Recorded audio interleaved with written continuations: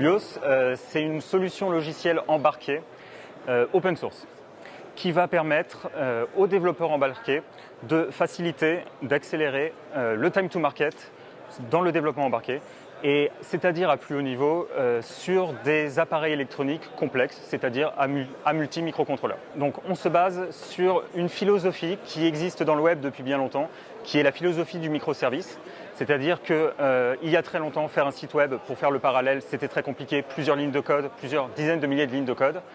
Aujourd'hui, faire un site web, c'est prendre des petites briques à droite à gauche, les assembler, et c'est très facile.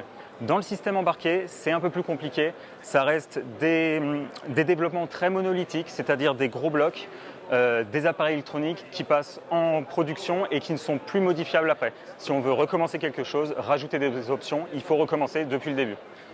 Concrètement, Luos, ça va être une librairie de code qui va fonctionner sur les microcontrôleurs, c'est-à-dire au plus proche du hardware, au plus proche des cartes électroniques, qui va être soit en bare metal, soit sur un OS, et qui va proposer une communication entre des services de manière à standardiser les messages, de manière à faire en sorte, sur un plus haut niveau, que les process soient réutilisables dans des appareils électroniques, mais aussi des échanges entre des équipes d'ingénieurs qui ne travaillent pas forcément au même endroit et qui vont devoir travailler séparément. Ils vont faire chacun de leur côté des modules, comme par exemple, pour donner l'exemple du bras robotique, de la robotique, un bras robotique qu'on va ajouter à un produit, des options qu'on va rajouter à un produit qui existe déjà, qui est déjà en production. C'est possible grâce à Luos, c'est un aspect de la modularité.